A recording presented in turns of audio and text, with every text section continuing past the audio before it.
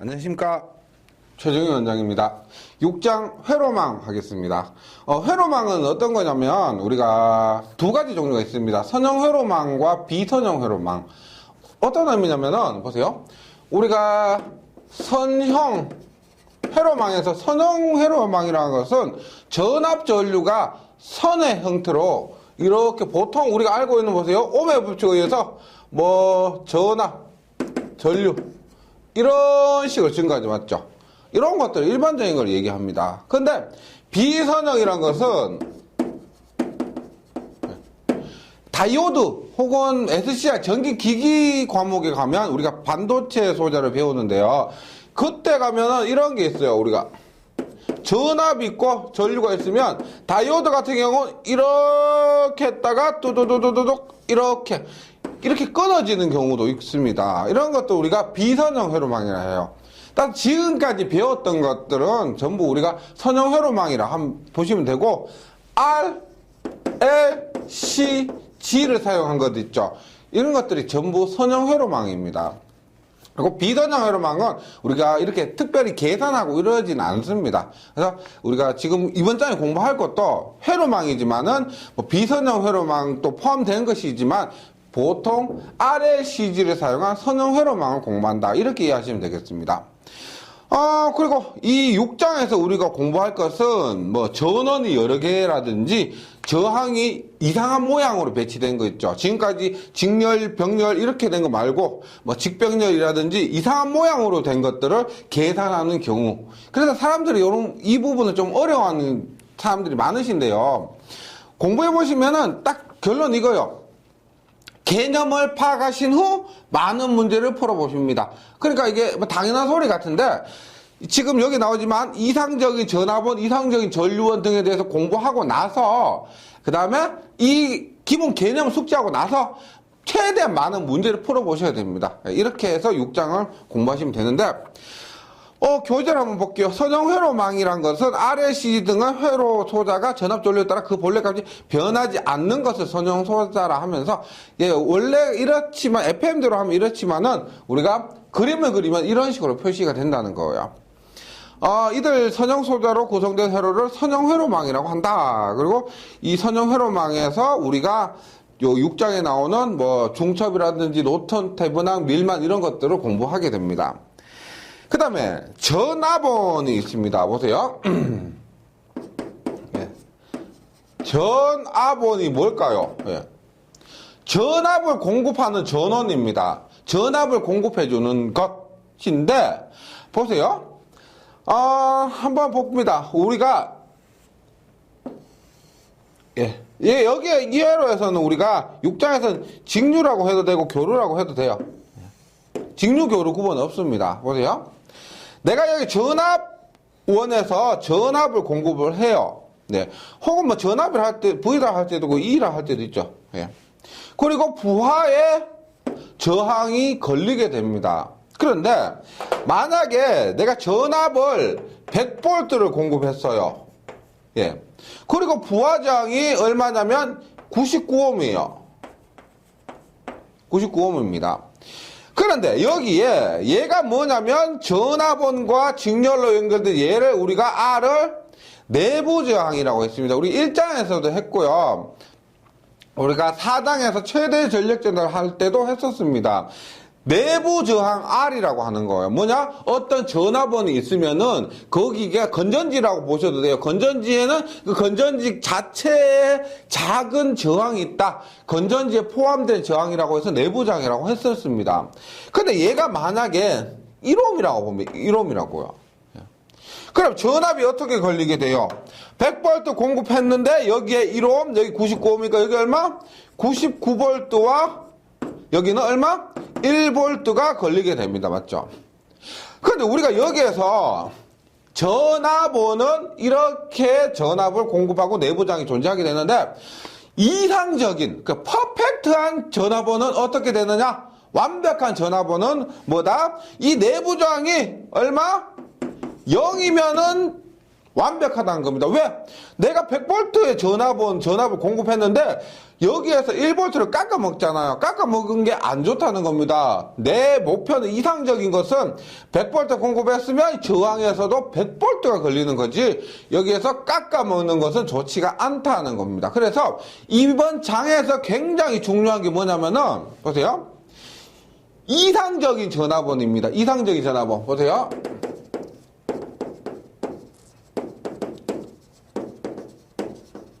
보세요. 여기에서는 내부 저항이 0이라는 겁니다. 0. 이게 왜 중요하냐? 이 물도 시험에 잘 나오니까. 시험에도 나오는데 그뿐만 아니고 한번 보세요. 우리가 전압원을 이렇게 합니다. 이렇게. 예. 예. 여기에 전압을 공급하고 내부 저항이 R옴 이렇게 있는데, 이상적인 전압원이라는 것은 얘가 0이라는 겁니다. 맞죠? 내부장이 0이라는 거예요. 그러면 이 전압을 공급하는 역할 빼고는 얘는 뭐냐? 저항이 0이기 때문에, 즉 전압원을 단락시킬 수가 있다는 겁니다. 즉 이 전압원이라는 것은요, 목적은 뭐예요? 전압을 공급하는 게 전압원입니다. 근데 전압을 공급하는 목적 이외에는 얘는 선을 연결해버리는, 저항이 0이니까 이렇게 연결하는 것과 똑같다는 거예요. 이것이 중요한 겁니다. 그래서 앞으로 제가 이 뒷부분에서 계산을 하겠지만은, 가장 먼저 하는 건 뭐다? 전압원은 단락시킨다. 내부장이 0이니까 이게 중요한 거예요. 그 다음에 또 전류원입니다. 전류원. 전류원도 비쌀 거예요. 보세요. 네. 전류원 이렇게 그리죠. 전류원은 이렇게 병렬로 연결해요. 얘는 뭐냐, 우리 조금 이따가 할 건데, 대분항과 노턴이라는 게 있어요. 대분항 법칙, 노턴 법칙이라고 있는데, 지금 여기에서 전압원과 직렬로 저항을 연결했잖아요. 전압원과 직렬로 저항을 연결했는데, 그것은 노턴에서 한 겁니다. 전류원과 병렬로 저항을 연결한 것과 같습니다. 그래서 전압원과 직렬로 연결한 것을 전류원과 병렬로 연결할 수가 있다는 거예요. 네. 노턴에서 한번 확인하시고요. 그렇게 했을 때 보세요. 얘가 1옴이에요. 1옴. 얘가 99옴이에요. 얘가 100A라고 합니다. 그러면 우리가 저항의 병렬 연결 성질에서 보세요. 100A라고 하면은 이거 내부장이에요. 이거가 똑같은 내부장입니다. 얼마? 여기에 99쪽 저항이 많은 쪽에 1A, 여기에 99A가 흐른다는 거죠. 99A가 흐른다는 겁니다. 이렇게 됐을 때 봅니다. 내가 원하는 퍼펙트한 전류원은 뭐냐면 100A의 전류를 공급했다고 했을 때 부하에 100A가 흐르는 거지 99A가 흐르는 게 아니란 겁니다. 즉 1A 깎아먹는 거 용납을 못한다. 그러기 위해서는 어떻게 해야 돼요? 전류원의 이 저항은, 내부 저항은 뭐다? 무한대가 되면 좋다는 겁니다. 왜냐하면 보세요. 우리 아시겠지만 얼마 지금 보세요. 1옴과 99옴이죠. 부하에 흐르는 전류 얼마요? 1 플러스 99분의 여기 흐르는 전류는 남의 겁니다. 남의 거 99 곱하기 100A 하니까 99A가 흐르는데 이거 잘 아실 거예요. 일장에서 했던 부분이니까. 그런데 여기가 100A가 되려면 얼마? 저항이 무한대가 돼야, 내부저항이 무한대가 되면은 병렬에서 무한대가 되면 얼마? 1 플러스 무한대분의 무한대 곱하기 100 하니까 무한대분의 무한대는 1이에요. 그래서 100A가 되는 겁니다. 그래서 이상적인 전류원 있죠. 요거 기억해 주세요. 이상적인 전류원도 뭐다? 내부 저항이 뭐? 무한대다. 무한대다. 저항이 무한대라는 건 무슨 말이에요? 엄청나게 크다는 겁니다. 저항이 크다. 그러면 어떻게? 이렇게 보세요. 전류원이 있고 내부장 이렇게 있는데 얘는 전류를 공급해 주는 목적 외에는 뭐다? 얘가 끊어졌다는 겁니다. 전류를 공급해 주는 목적 외에 이 저항값이 뭐냐? 오픈됐다. 즉 개방.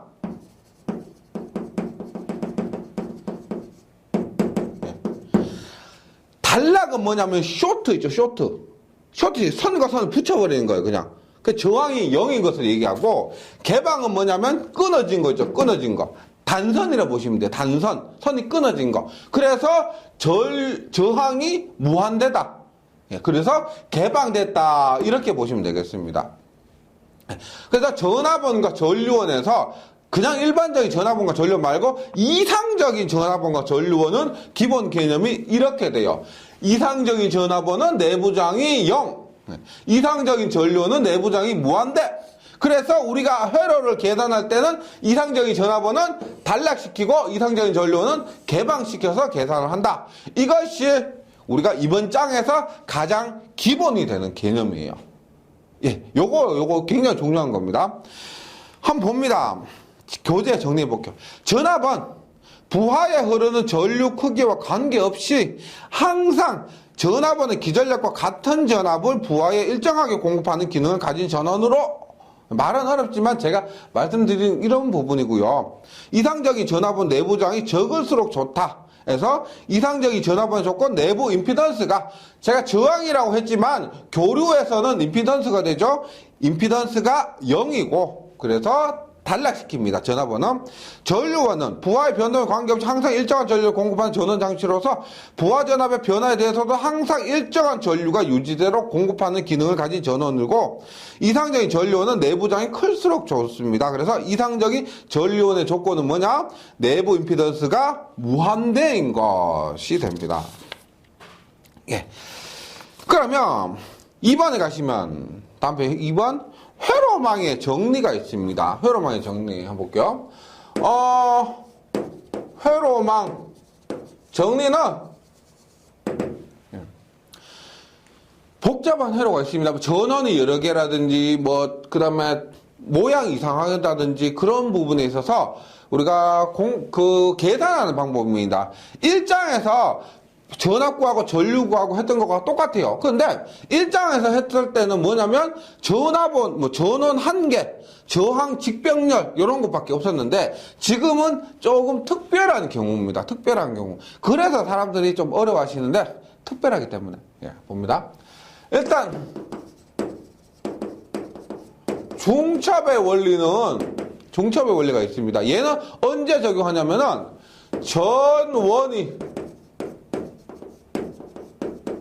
여러 개, 즉 조금 전에 했던 거 있죠. 전압원이라든지 전류원이라든지 이런 것들이 여러 개 있을 때, 한 개가 아니고 여러 개 있을 때. 네. 계산 방법은 간단합니다. 두 번째, 그 다음에 있는 것이 밀만입니다. 밀만.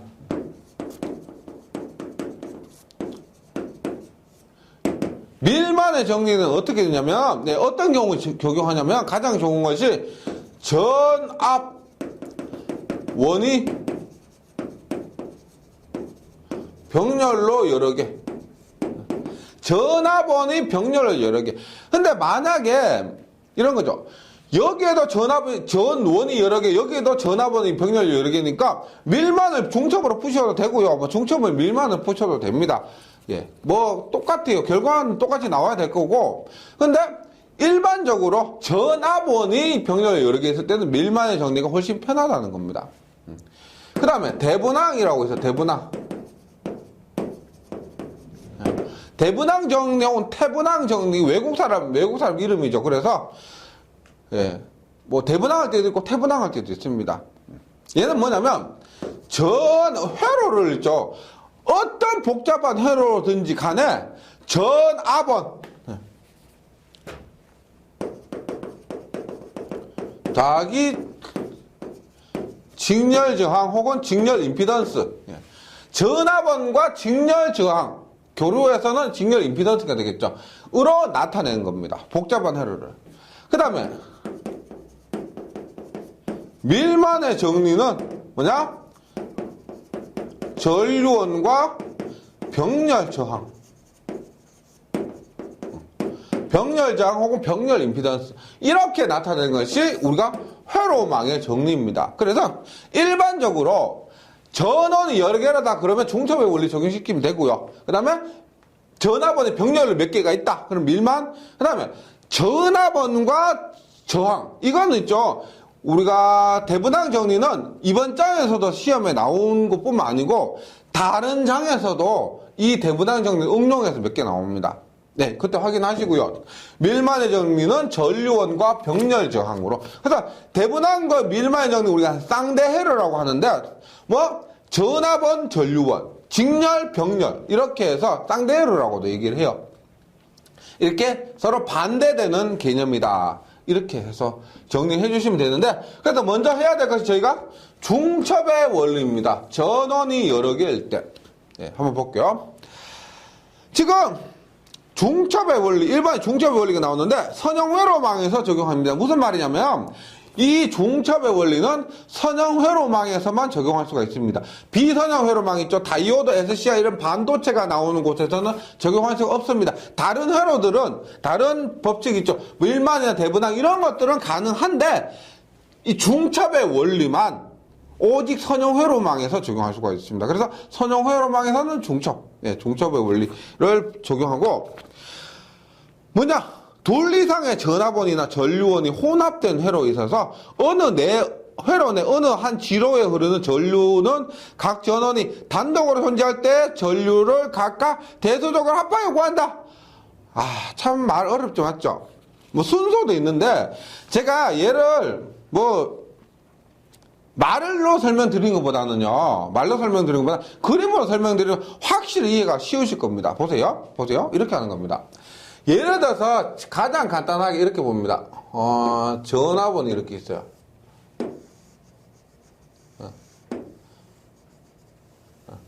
제가 처음에 말씀드렸지만은 개념 익히신 상태에서요. 개념을 딱 익히시고 문제는 계속 많이 풀어보셔야 됩니다. 보세요. V예요. V. R1, R2, R3라고 할게요. 그 다음에 I예요. I. 여기에서 중첩의 원리를 적용해서 문제는 어떻게 묻느냐면은 예를 들어 이렇게요. 여기 걸리는 전압. 뭐 어떤 걸 물을 수도 있습니다. 여기 흐르는 전류를 구하라 할 수 있고, 여기 흐르는 전류를 구하라 할 수 있고, 전압을 구하라 할 수도 있고, 여기 흐르는 전류를 구하라 할 수도 있습니다. 근데 다 계산 방법 똑같아요. 보세요. 중첩이기 때문에 뭐 전원이 2개 이상입니다. 만약에 얘가 없다고 하면은 우리가 1장에서 배운 것과 똑같죠. 맞죠? 똑같습니다. 보세요. 첫 번째 2개만 하시면 돼요. 얘만 있을 때 계산 한번 하고요. 얘만 있을 때 계산 한번 하면 됩니다. 그런데 얘만으로 계산 한번 해봅니다. 보세요.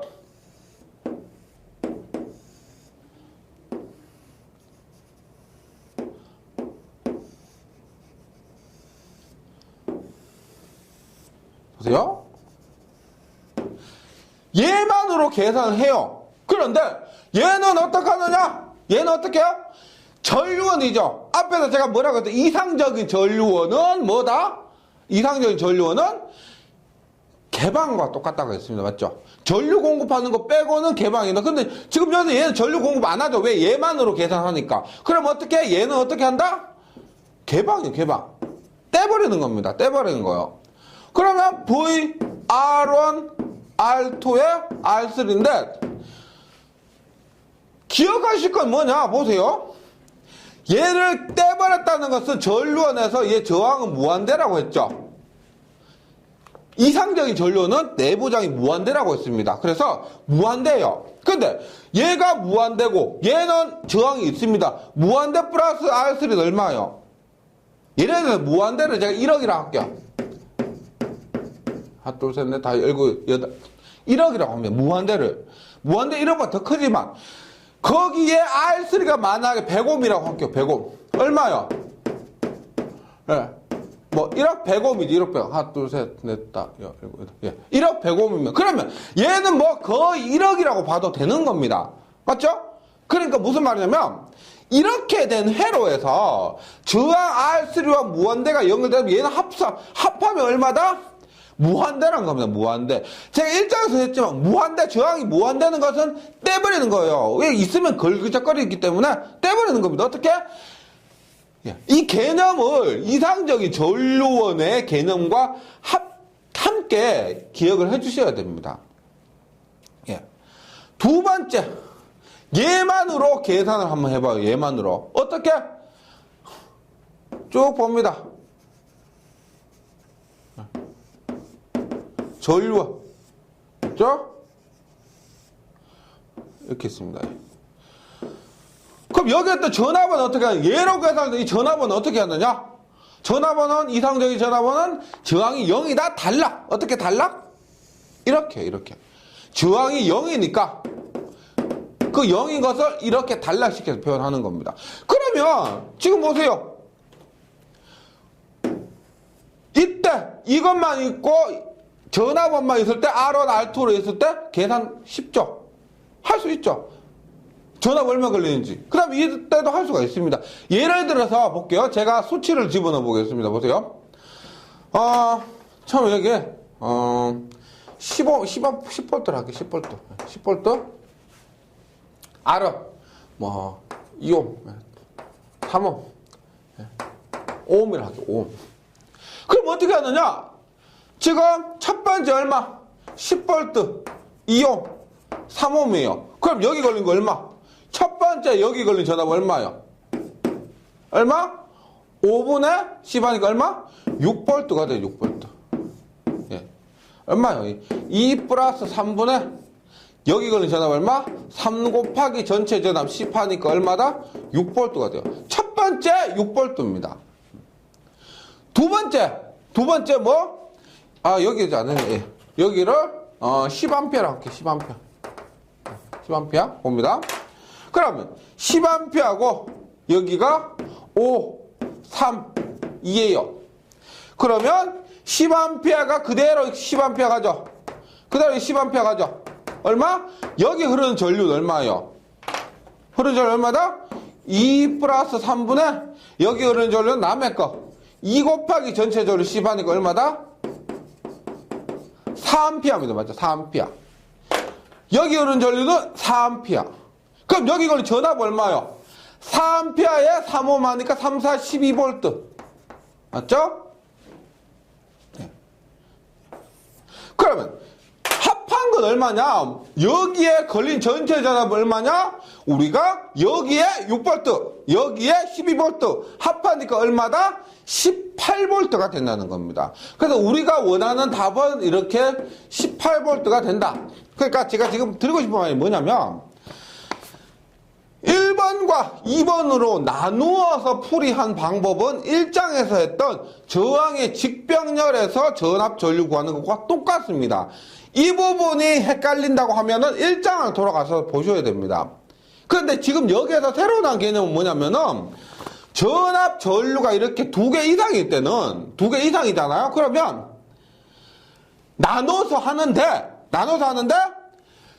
각각을 할 때 사용하지 않는 것도 있죠. 사용하지 않는 것에 대해서 전압원이면 단락, 쇼트 선을 연결해버리고 전류원이면 개방 선을 그 전류원 자체를 없애버리는 겁니다. 오픈시키는 거예요. 이렇게 계산하다. 이것이 중첩입니다. 중첩의 원리가 뭐 어려운 것도 있겠지만은 기본 개념은 이거예요. 앞에서 말씀드렸지만 전압원은 단락, 전류원은 개방. 이것이 기본이고요. 지금 교재에 나오는 순서가 있습니다. 이제 요거를 보고 제가 지금 설명드린 거 있죠. 예를 들어 설명드린 거 보고 교재 다시 한번 읽어볼게요. 순서.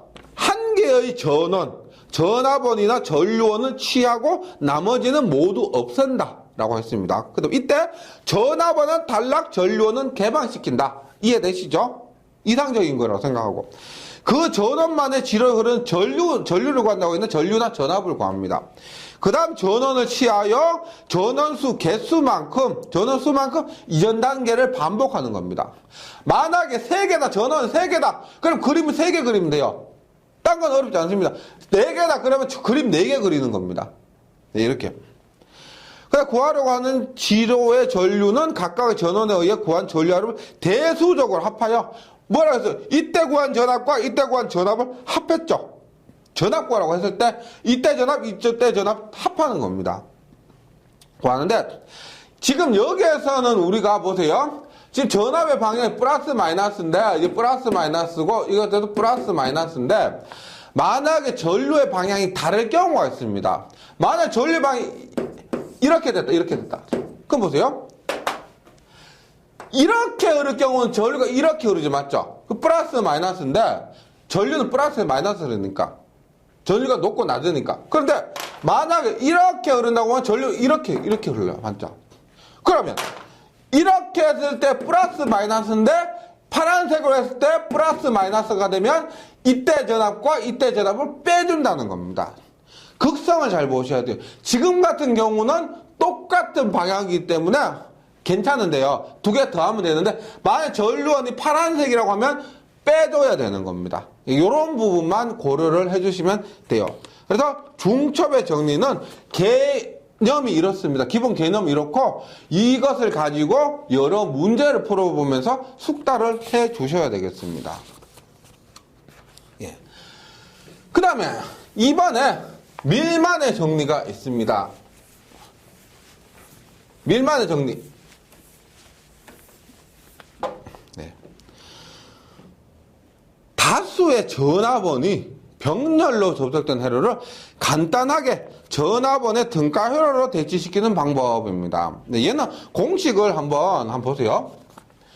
밀만의 정리는 다른 데 별로 필요 없습니다. 전압원이 여러 개로 됐을 때 보세요. 밀만의 정리입니다. 보세요. 전압원은 뭐예요? 전류 곱하기 임피던스죠, 맞죠? 전류 곱하기 임피던스입니다. 오면 법칙에 의해서 전류 곱하기 임피던스인데 임피던스는 어드미턴스분의 1이죠. 맞죠? 어드미턴스분의 1입니다. 그러면 한번 보세요. 어드미턴스가 여러 개 있다. Y1, Y2, Y3 이렇게 쭉쭉쭉쭉 갑니다. 그 다음에 전류는 어떻게 해요? 전류는 임피던스분의 전압인데 얘들도 여러 개 있다고 하면 1분의 1 플러스 2분의 2 3분의 3 아이고 이런 식으로 구한다는 겁니다. 이런 식으로. 공식 이거고요. 지금 교재 있죠? Z1분의 플러스 Z2, Y1 플러스 Y2 플러스 Y3 이렇게 했는데, 이것이 Z1분의 플러스 Z2분의 플러스 Z3분의 이렇게 되고요. 그 다음에 I1, I2, I3가 그러면 Z1분의 E1, Z2분의 E2, Z3분의 E3 이런 식으로 된다는 겁니다. 즉, 무슨 말이냐면, 지금 교재 한번 보세요. 예. 밀만 정리가 어떻게 보면 제일 쉬워요. 예. Z1, E1이에요.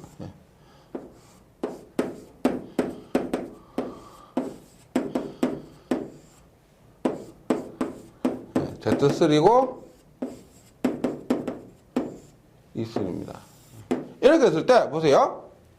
여기 걸린 전압을 구하랍니다. V는 당연히 뭐다? 전체 전류 곱하기 전체 임피던스인데 임피던스는 어떻게? 어드미턴스, 전체 어드미턴스분의 전체 전류가 되는 겁니다. 맞죠? 그럼 봅니다. 어드미턴스 우리가 병렬로 할 때 어드미턴스가 좋다 그랬죠? 임피던스 Z1에 대한 어드미턴스 얼마다? 임피던스분의 1 Z2분의 1 Z3분의 1 이렇게 되는 거죠. 어드미턴스. 그 다음에 전류는 어떻게 돼요? 전류는 여기 흐르는 전류 어떻게 되고 여기 흐르는 전류는 여기 흐르는 전류 얼마? E1이고 Z1이니까 얼마? Z1분의 E1이죠. Z2분의 E2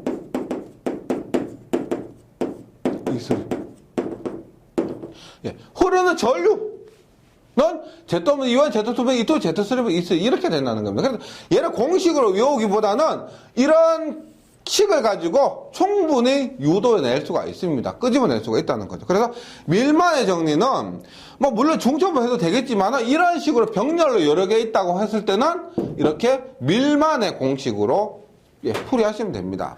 예.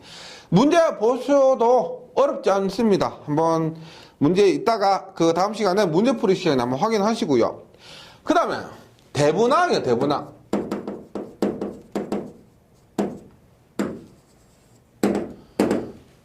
대분항. 얘는 밀만과 비슷한데 비슷하지만 반대입니다. 보세요. 임의의 회로망에 대한 개방 단자 전압이 VAB. 부하 측 개방 단자 AB에서 회로망 쪽으로 본 내부 합성 임피던스가 Z0인 경우에 회로는 개방 단자 전압 VAB의 내부 합성 임피던스가 임피던스 Z0가 부하 임피던스 Z1과 직렬로 연결된 회로와 같다. 무슨 말인지 모르시겠죠, 맞죠? 이거 교재 보고 하시는 분들이 그 책만 보고 공부하시는 분들이 굉장히 어려워하는 부분인데 보세요. 이렇게 봅니다. 지금 대분항 정리가 뭐냐면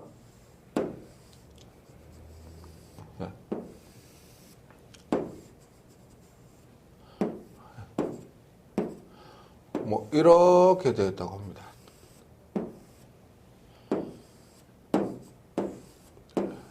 예.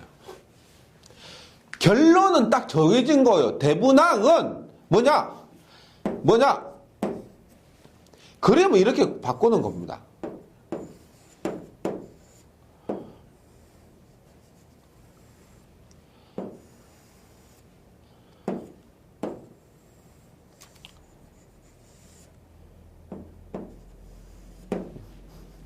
대분항이니까 태분항의 VTH, RTH. 즉, 보세요. 여기에서,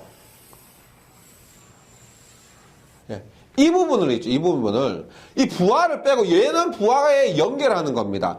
요 부분, 맨 끝부분을 빼고요. 맨 끝부분을 빼고, 그 앞까지 모든 회로를 있죠. 그 모든 회로를 전압원 하나, 저항 혹은 임피던스 하나 이런 식으로 바꾸는 겁니다. 그리고 나서 이 대분항에서 문제가 되는 건 뭐냐? VTH는 어떻게 구하고 RTH는 어떻게 구하냐? 즉 대분항 전압은 어떻게 구하고 대분항 저항은 어떻게 구하느냐? 이것이 문제가 되는 겁니다. 네, 볼게요. 이 교재에는 그 말은 좀 어렵습니다. FM대로 있는 건데 그것을 그냥 이것만 보고 공부하시긴 어렵고요. 요것을 요렇게 바꾼다 했을 때 보세요. VTH는 어떻게 구하느냐? 대분항 등가 전압은 어떻게 구하느냐면 보세요. 얘를 개방시킨 상태에서 여기 걸리는 전압이 VTH예요. VTH. 얘를 떼버린 상태에서 보세요. 이런 회로가 주어졌을 때 여기에 걸린 맨 부하에 걸리는 전압이 VTH예요. 대분항 등가 전압입니다.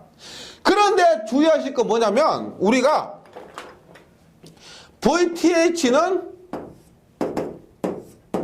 이 전압과 같다는 거, 이 전압과. 그래서 여기에 걸리는 전압이 VTH가 됩니다. 이게 대분항 등가 회로에서 가장 일반적인 문제가 이 문제입니다. 근데 이 문제만 보고 제가 얘기를 했을 때 대분항 등가 전압 어떻게 구한다? FM은 여기를 개방시킨 상태에서 여기에 걸리는 전압이 VTH예요. 대분항 등가 전압인데 실제로는 여기에 걸리는 전압이 됩니다. 왜 그러냐면 한번 보세요. 제가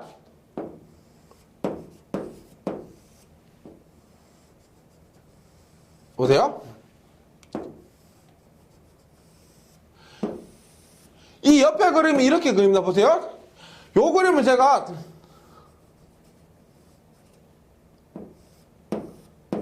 다르게 그리면 이렇게 돼요. 그리고 얘가 제가 지금 VTH 있죠? 요 놈을 제가 이렇게 쭉 내려서 이 저항을 여기에 달았습니다. 여기. 이 저항을 여기에 달았어요. 그리고 요것이 뭐냐고 했냐면 VTH인데 분명 이 부분을 개방시키고 즉 떼버리고 즉 저항을 무한대로 만들고 여기 걸린 전압입니다. 그러면 여기에 저항이 무한대면 여기에 저항이 뭐 얼마가 있다고 하더라도 앞에서 했죠? 무한대와 저항이 병렬로 직렬로 연결되면 그 합성 저항은 무한대입니다. 무한대. 즉 이 저항과 이 개방시킨 단자와 여기 있는 저항을 합해도 무한대예요. 즉 100V를 가했다고 여기에 100V를 가했다고 하면 여기는 저항이고 여기는 무한대입니다. 그러면 100V가 여기에 다 100V가 걸리는 거예요. 왜? 저항이 너무 크기 때문에 이 저항에는 전압이 하나도 안 걸린다는 겁니다. 여기에 전압이 다 걸리는 거예요. 그래서 이것이 뭐야? VTH가 100V입니다. 즉 여기에 100V를 걸었을 때 여기가 100V다. 그래서 다시 말씀드리지만 이렇게 되는 겁니다. 이 그림에서 VTH 여기에 걸린 전압을 구해라고 했지만 여기 걸린 전압과 똑같다는 거예요. 즉 아까 말씀드린 100V 걸었을 때 여기가 100, 여기가 100이고 여기는 저항이 걸리지 않는, 전압이 걸리지 않는다는 겁니다. 그걸 기억하시면 VTH는 어떻게 구한다? 여기에 걸린 전압이죠. 원래 FM은 여기지만 여기에 걸린 전압을 구하면 된다는 거예요. 그 다음에 RTH는 뭐냐? RTH는 뭐냐? 대분한 등가 저항은 어떻게 해야 되냐면 합성저항을 구하는데 이쪽에서 바라보는 여기에서 바라본 합성저항이에요. 여기서 바라본 합성저항.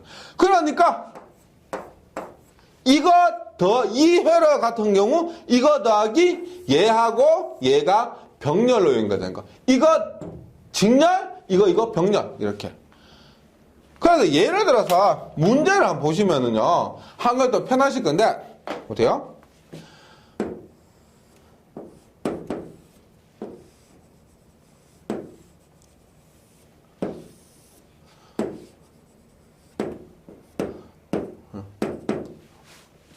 보세요.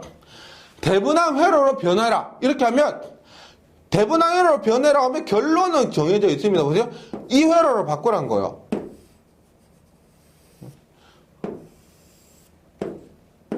이 회로로 바꾸라는 겁니다. 그럼 볼게요. 만약에 10V요. 2ohm이요. 3ohm이요. 얘를 2.8ohm을 할게요. 그러면 대분한 등가 전압부터 구합니다. 대분한 등가 전압. 대분한 등가 전압 F는 뭐냐? 이것이 VTH라고 했어요. 맞죠? 그런데 얘가 지금 VTH 개방했을 때 얘는 저항이 무한대고 얘는 2.8ohm 있기 때문에 얼마? 이 2.8ohm의 전압이 걸리지 않는다. 따라서 여기에 걸리는 전압을 구하면 된다. 여기에 걸린 전압이 얼마다? 얘 없다고 보시면 되죠. 없고 여기에 걸린 전압입니다. 얼마? 2 플러스 3분의 얘는 전압이 그 영향을 미치지 않는 거예요. 얘는 차라리 떼버리고 계산하는 게 낫습니다. 무한대는 떼버리는 게 낫다 그랬습니다. 1장부터 말씀드렸지만 얼마? 여기 걸린 전압은 3 곱하기 전체 전압 10 얼마? 6V요. 대분한 등가 전압 여기에 걸린 전압은 6V에서 대분한 등가 전압은 6V가 된다. 6V가 된다. 그 다음에 대분한 등가 저항은 여기에서 바라본 저항이라 그랬죠. 맞죠? 여기서 바라본 저항인데 그때 전압은 얘는 어떻게 하느냐? 전압원은 앞에서도 했습니다. 단락. 어떻게? 얘 있지만은 전압원은 단락. 만약 전류원이었으면 개방. 이렇게 하는 거예요. 얼마? 이쪽에서 바라보면 얼마요? 지금 얼마? 여기 하면 2.8에다. 플러스 얼마? 지금 얘 2옴하고 3옴 길이 나눠졌죠? 2옴이 여기 있다고 생각해보세요. 2옴과 3옴 길이 나눠졌습니다. 얼마? 병렬이니까 2 플러스 3분의 2 곱하기 3 하면 얼마? 1.2니까 4. 4옴 이렇게 되는 겁니다. 얘를 대분한 등가 변환해라 라고 하면은 이렇게 된다는 거죠. 이게 대분한 등가 변환한 거고 대분한 등가 회로라는 겁니다. 네. 이게 대분항이에요. 대분항. 예. 그러니까 여기에 막 부하를 5옴을 연결했다. 그러면 이것들을 하나로 만들었죠. 하나로 만들고 나서 여기에 오음을 연결해 주면 되는 거예요. 이렇게 회로를 해석을 하는 겁니다. 이것이 대분항이에요. 그 다음에 다음 페이지 노턴의 정리 있습니다. 노턴의 정리. 예. 노턴은 뭐냐? 노턴은 뭐냐? 똑같아요. 보세요. 이렇게 있다고 했을 때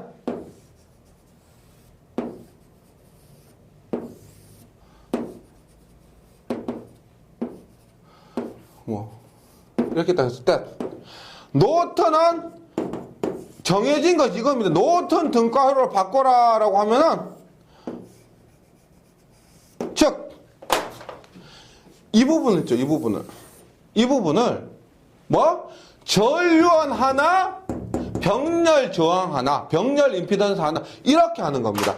그리고 나서 부하에 이렇게 연결을 해주는 겁니다. 그런데 노턴 전류는 어떻게 구하느냐? 대분당 등가 전압차를 어떻게 보세요?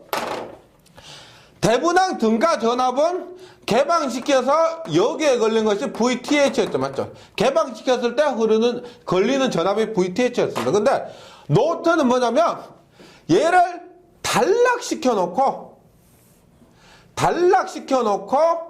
여기에 흐르는 전류가 아예 노턴입니다. 노턴. 단락시켜 놓고 여기에 흐르는 전류가 노턴 전류입니다.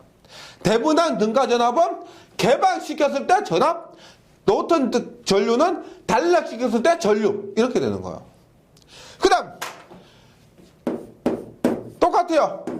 아래 노턴 등가 저항은 뭐냐? 이쪽에서 바라본 거. 대분당 등가 전압과 대분당 등가 저항과 구하는 방식이 똑같습니다. 그런데 대분당은 그 저항을 직렬로 연결해 줬지만은 노턴은 그 구한 저항을 병렬로 연결해 주면 됐습니다. 네.